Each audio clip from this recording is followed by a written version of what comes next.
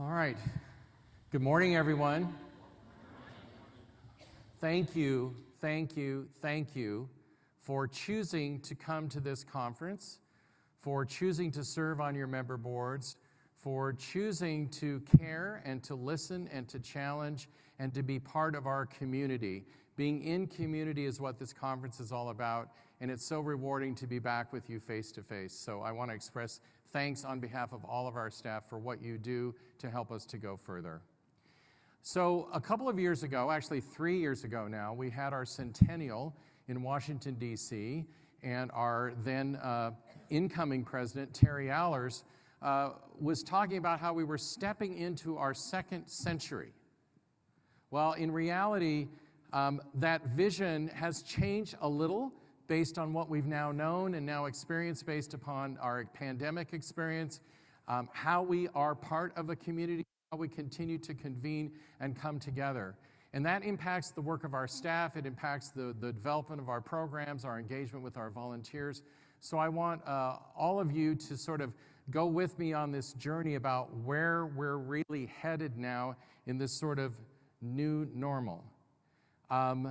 And I'll tell the tech staff that for some reason the confidence monitor is just spinning here. So I'm not sure what's going on, but I am going to just, there we go, thank you very much. So I've heard this phrase kicked around a lot, the new normal. The new normal is that there's no normal, right? So we're all still experimenting. We're all still trying to figure out what's our rhythm. Do we have our footing? Are we really where we need to be? So we are in a shared experience, and I think that's important that we cut each other a little bit of slack and we give each other a little bit of encouragement along the way, and we're getting that from you even at this conference, and we really appreciate that. And I want to talk a little bit about how we've evolved, how we've changed, how we've adjusted, and what you can expect. So our focus today at NCARB, and what I want to focus on during this presentation, are three sort of key buckets. How so much of what we're doing is driven by data, and that's been true for a while, right? With NCARB by the numbers and all the information that we're putting out, but it's even more true today. We also are talking about, and you're going to hear more about this from Bayless when he talks tomorrow, about how can we extend our reach? How can we start reaching the people that don't think they need to know or care about what we do? And that could be a member of a state legislature. It could be a frustrated candidate that can't seem to get to the finish line to get their license. It could be somebody that maybe had a bad experience with NCARB 20 years ago and they're still holding a grudge. Or it's someone else or some other organization who just don't think we're very relevant. So we want to really work on extending our reach.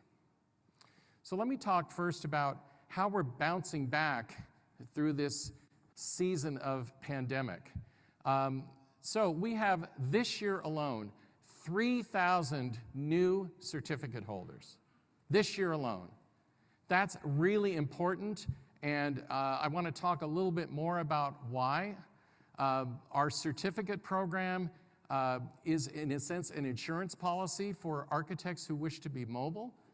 It also increasingly is a value-added proposition. We've worked very hard to offer additional things like free continuing education for HSW credit, mobility around the globe with our mutual recognition agreement. So we're very gratified that we've seen this kind of growth, especially as we're coming out of the pandemic. We are now at a record number of certificate holders, almost 49,000, and sometime in the next year we should get to that 50K number, and we're going to celebrate it. And I have to tell you, from a business perspective, this is important because this is the program that runs in the black.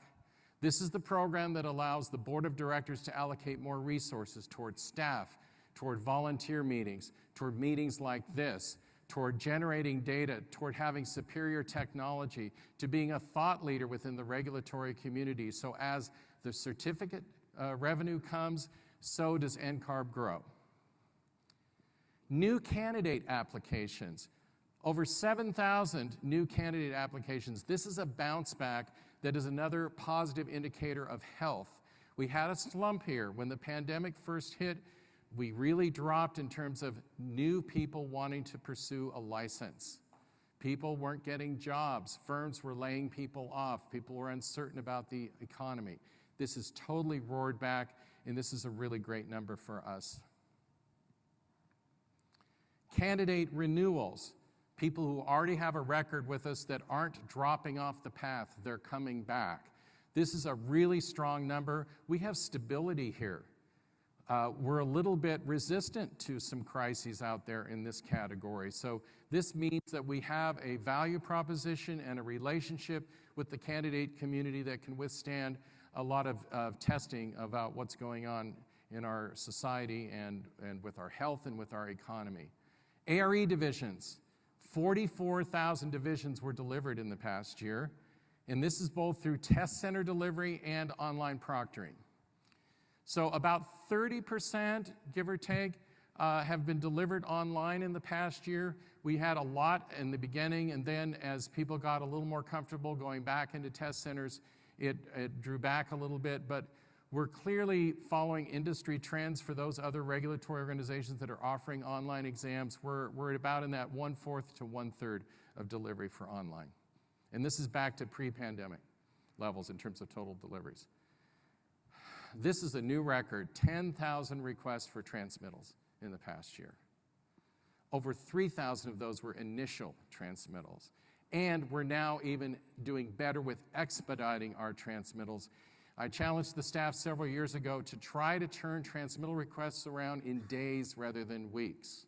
And so we've started first with the low-hanging fruit, people that took ARE 5.0 only, people who graduated from a NAB-accredited program and did their AXP. We're now turning those transmittals around in 2 days on the average.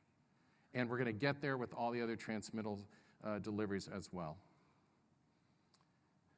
I want to talk for a moment about our member boards, and we talked about transmittals and certificates. I also want to talk about your ability to manage your systems at the jurisdictional level. I know as a former state government employee that state government isn't always the leader when it comes to information technology, equipment, and capacity. I hear some recognition here in the room. You wouldn't necessarily put state government at the front of the cutting edge in IT. We understand that you are resource poor. You never get enough money from your state legislatures. You don't necessarily get a priority from your governors to really emphasize current technology. Your ability to manage your data in a way that's easily accessible, that you can leverage to reach your licensing community, that you can work with us on things like the analysis of practice. I think it's revealed to all of you, or many of you, some frustration with your system. We have a table out in the lobby right when you exit this room with a demonstration and several staff there to talk to you about, is it possible to have a conversation about you considering NCARB as your vendor for a software program that would manage your data in a way that's easier for you, more efficient for you, saves time for you, saves money, because we're cheaper than those other vendors out there. And we just like to make sure you're aware that we offer this if it's something you're interested in. So if you have a moment, step outside and talk to the folks at the table, to Holly on our staff and others, and they'll tell you more about our state licensing system software program that we've had in place for several years, but we're continuing to make programmatic improvements to that deliverable. So all of these systems, all of this momentum that we're seeing with our programs, what does this mean? Well, if we can grow in revenue, then we can continue to be ambitious as an organization. I think most of you have met a lot of the staff here today. I think you know them as a pretty ambitious bunch. Our board of directors is certainly ambitious, but we can only go so far if we don't have the dollars. So our budget, as you just saw from Ken, $37 million. We're spending our reserves in a way that's prudent but appropriate and strategic. It's allowing us to do more every single year. We've also been able to grow as a staff, so we have more staff in several of our departments. Some of them, this is their first time at this conference as well, so make sure you say hello to each other. And everything we do comes back to our member boards. We can give you more support when we invest in these kind of new opportunities. We also are making an impact in terms of what our brand is all about in terms of going further through media coverage. We've had a lot of coverage this year on releasing data on pass rates. Our NCARB by the Numbers annual publication, the digital version, is coming out this week. Our alliance with other professional societies and regulatory groups around advocacy on responsible regulation. Our website visits alone are up 93% because of all of this activity that is going on at NCARB. Our email and social media impact are double what we see for industry standards for nonprofits and regulatory groups. So I think we're doing something right, and we're being very much fueled by this sense that we can use our data and use our resources to go further. Advocacy. We're currently tracking over 200 bills across the country in different state legislatures. We are leveraging this ARPL partnership, this alliance we have with landscape architects, with accountants, with engineers and others, to have a joint approach toward the value of licensure, the importance of regulation. The public protection mission cannot get lost in this zeal to simplify and talk about, I would say, diluting the regulatory framework that we have in this country. We are also doing specific research by state when it comes to what consumers expect and what voters will support. So as an example, in Louisiana, because of some bills that are out there, we actually deployed one of our research firms as part of our ARPL membership to interview likely voters and consumers regarding, what do you think about licensure? What do you think about regulation? What does it mean to you? What's important to you? What do you expect from your state government? The data that came back said we do expect that this will protect us. We do want these professions to be regulated. And we've been able to take that data, those talking points, that polling information, and go back and talk to chairs of legislative committees, legislative drafting staff, members of governor's offices, and say, time out. Don't throw everything out here. There are some things that are working and some things that are necessary, and your constituents want you to do it this way. So that partnership is really a return on our investment. We're continuing to experiment with how we can extend our reach as an organization. We have developed a very good and healthy relationship with our friends at the AIA at the state and local component level. AIA Austin is here today, staffing a hospitality table to welcome you to Austin. I hope you'll drop by and say hello. But it's really important that these components are part of the conversation when it comes to what's going on at a state legislature or what their members are saying about NCARB. How can we do rumor control? How can we bust some myths? How can we make sure the new information is out there in front of all the influencers and all of the decision makers? And so we have targeted outreach. We're working on advocacy. There's a lot of partnering going on. And at the national level, we're working with AIA to be present at international conversations about global regulation and the role that we can play in being a global thought leader, as well as working on things like continuing education, strengthening HSW coursework, and making sure that continuing education delivers what you as a state expect it to deliver. We're also meeting quarterly with our friends at AIAS and the NAB because we have a lot of common activities. We have information sharing that's important. We want to make sure that since we're in proximity with each other, that we're also in conversation with each other. With several other organizations, we are driven by joint projects. So with the ACSA, the folks in the Academy, the Propel Initiative, this is designing digital curricula for pro-practice instructors at schools across the country, making different types of curriculum available and hopefully creating sort of a new standard for expecting what will be delivered in a professional practice course scenario. And then with our friends at NOMA, our Baseline on Belonging study that we've been working on now for several years, we're continuing to do more on that, and that really has strengthened our partnership with that organization. We have something called the Licensure Advisory Forum, which is a sort of convening of external organizations to come to the NCARB table to learn more about what we're doing and how they can go back to their membership and convey timely updates on how our programs are evolving and changing. So we have several other professional societies in architecture, the ALA and SARA, and they have representatives that are here at this conference, along with demographic-specific groups like our friends in the Native American organization. And then our friends in interior design. As you heard Alfred reference, we had our joint report with NCARB and CIDQ that compared the paths toward credentialing in both organizations, and we're continuing to have conversations about legislation and regulation with them as well. It's also been a year of significant accomplishments. So you just heard Alfred reference yesterday and Ken reference earlier in his treasurer's report about how we're moving to a new vendor for the ARE. Those of you that have been around for a while, you've never known anybody but Prometric. NCARB's been with Prometric for decades. And we just reached a place where we had some new ideas. We kind of had a list of things that weren't getting done. And when we rebid our contracts for our exam delivery vendor, we decided to go with somebody different.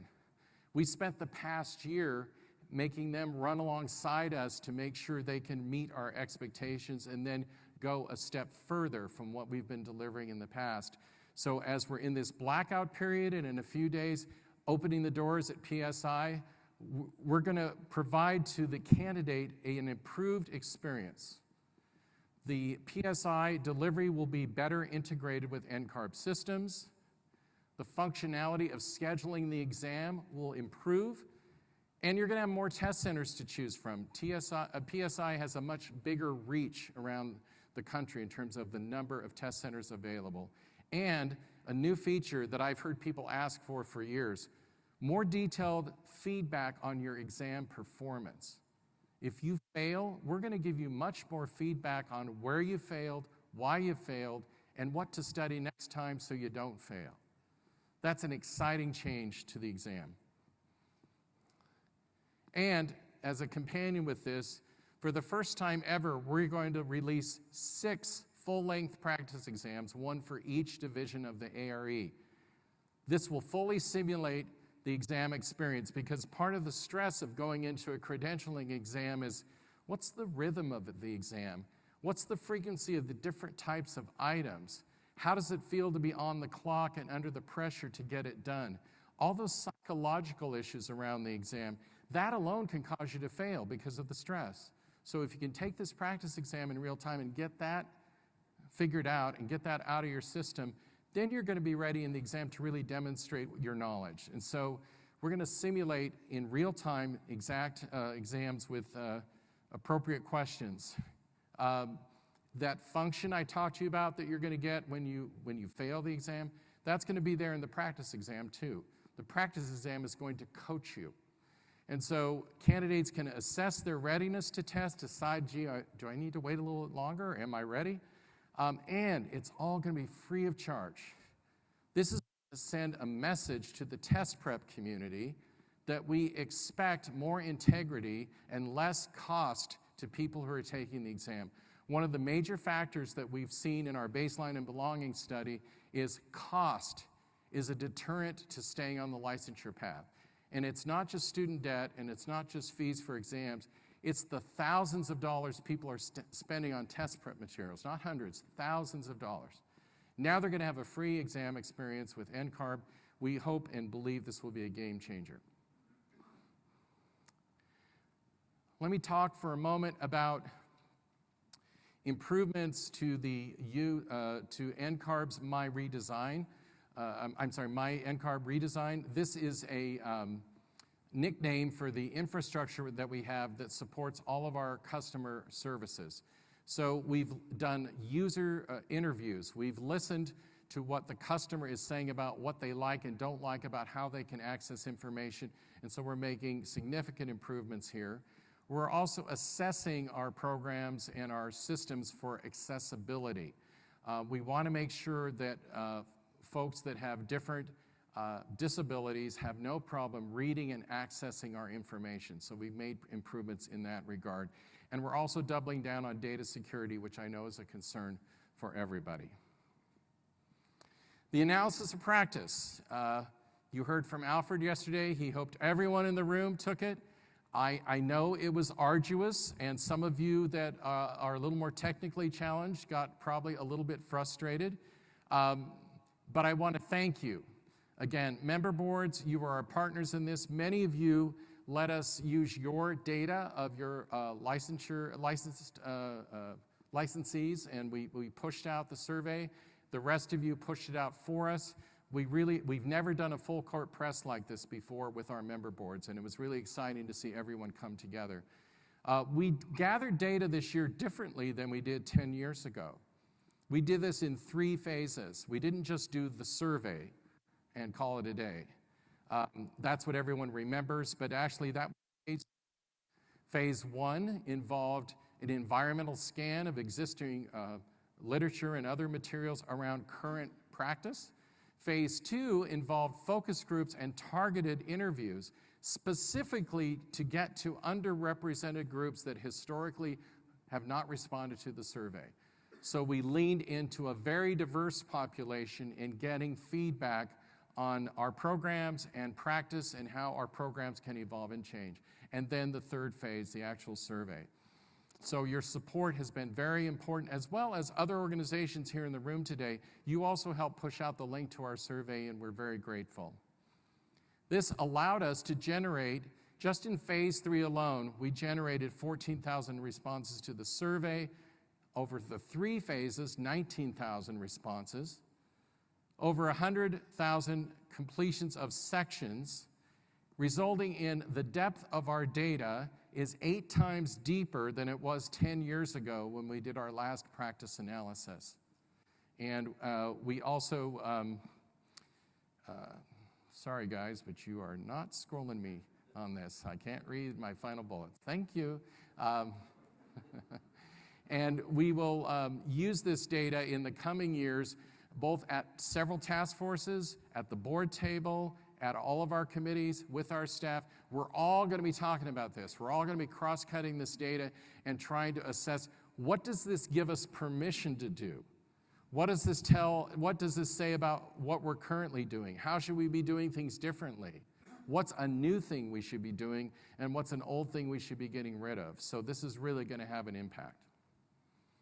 All right, our new website has also been refreshed for accessibility. We've changed the structure and function based on feedback from our users, and we've changed the technology supporting the website so that we're more agile and prepared for the future. Outreach visits.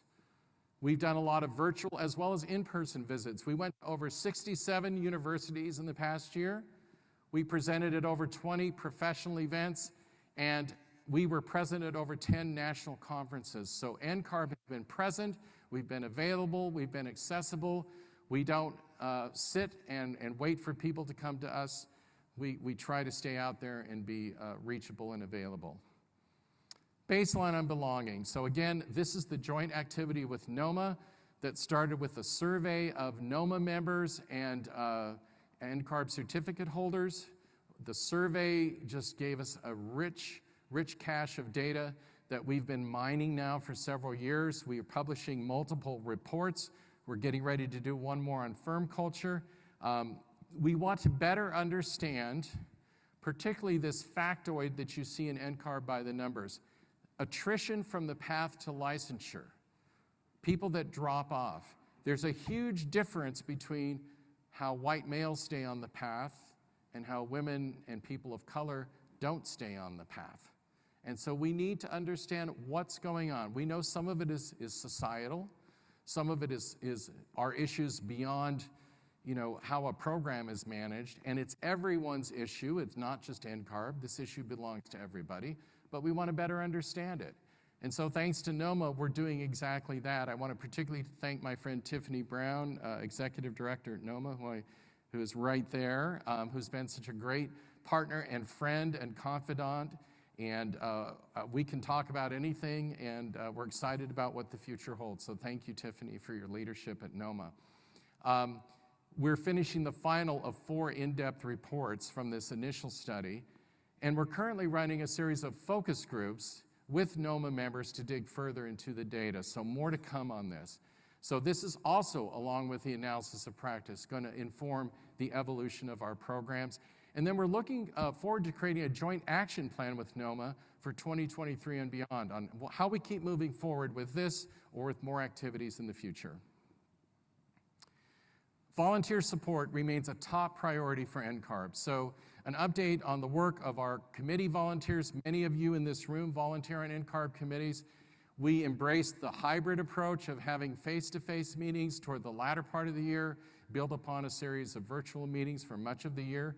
We have had 364 volunteers over 40 committees and work groups.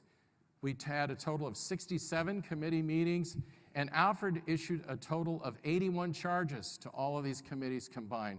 They have been very busy, so thank you, and we're pleased to support you, and thank you for your contribution to the council. At the office, there's Zoe there in the picture, and you've seen Zoe out here at the registration table.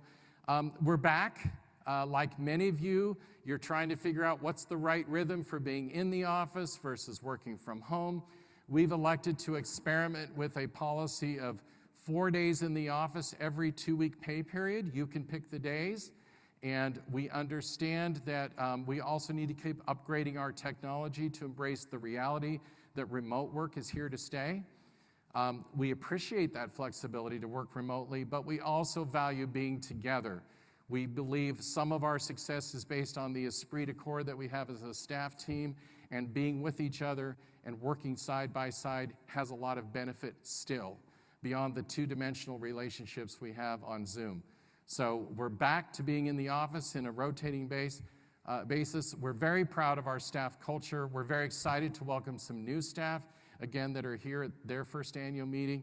And so we are definitely firing on all pistons as a staff. People have asked me, what about the Great Resignation? What's going on with that? Well, I'm pleased to say that I haven't seen any staff departures based on, I just don't want to work anymore. The departures usually are people are moving upward in their career, and we have so many great people at the upper levels that aren't leaving NCARB. Sometimes there's nowhere else to go. So we celebrate their success. We graduate them, so to speak. We follow their success after they leave. But we're also excited to have some of our new staff here to give us some fresh ideas and help us challenge conventional wisdom. And I'd like to take a moment to, and I don't know, maybe we can bring the house lights up for a moment here. I want to make sure that people know who some of the people are here today. I realize I'm calling an audible here, tech team, but since you were calling some on me, I can call one on you. Is there a way to turn up house lights? It looks like no one knows how to do that. There we go. With us today are our Chief Operating Officer, Mary D'Souza, and our Chief Information and Innovation Officer, Guillermo Ortiz de Zarate. Where are you all? Stand and wave.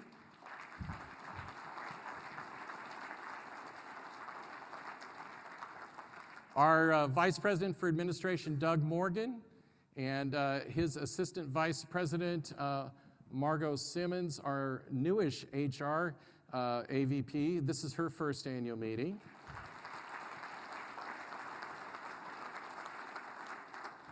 Our Vice President for Customer Relations, Roxanne Austin, and her Assistant Vice Presidents, Katrina Humphrey and Cassandra Walker.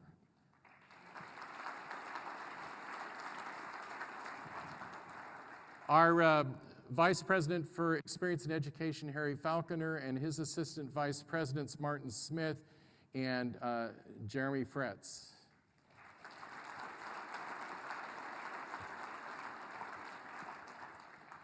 Our Vice President for Marketing and Communications, Andy McIntyre, up there in the booth, and his Assistant Vice President, Amanda Pica.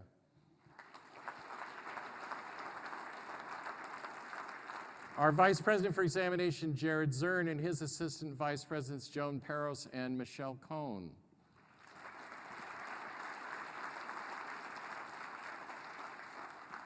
Our Vice President for Information Systems, Rue de Guzman. Rue, are you back there somewhere? Our Vice President for Council Relations, Josh Batkin, and his Assistant Vice Presidents, Caitlin Stromberg and Maurice Brown.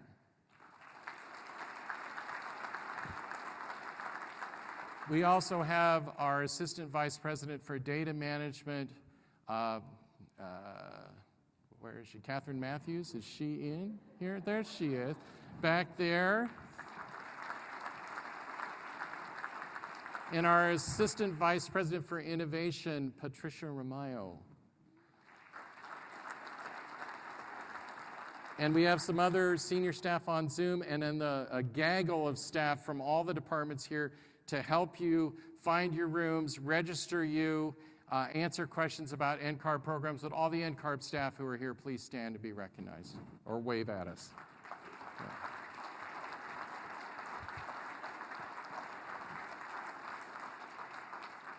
It was thrilling to see us all gathered yesterday in our first staff huddle that we've had in several years, and hadn't seen a lot of these people face to face in a long time. So it's humbling to work with you, and I'm so proud to be part of the NCARB staff team. So as part of this staff effort, we have some new circles of influence going on. We have an innovation group that Patricia is heading up, a continuous improvement group that is in Mary's shop, and an organizational health group that is sort of a shared effort between our different departments, trying to come at the work of the council staff in several different ways. We want to focus on wellness.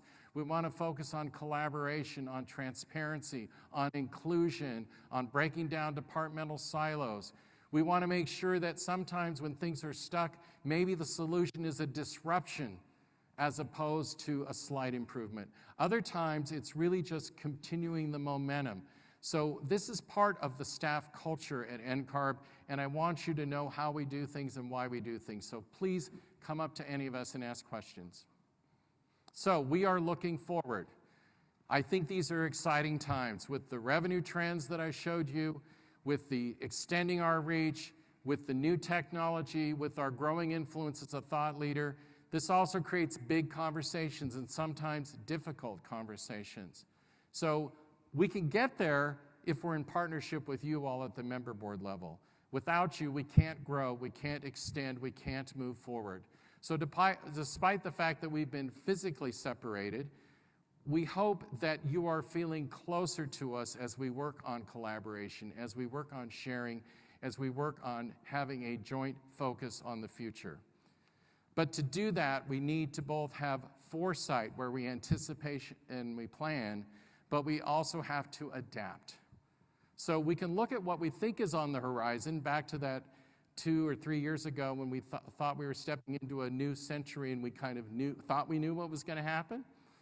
But that also means we need some planning and preparation, but we also need to be mindful of what might be around the corner. Whether it's a pandemic, whether it's a belated discussion about race, whether it's the value of licensure and regulation entirely. We aren't going to see everything coming, but if we're ready to adapt and meet a challenge, we'll get there. It's this balance about being ready and being adaptable that is really exciting. So we believe we're ready, we hope you're ready, and we want you to be our partner as we continue to go further. Thank you.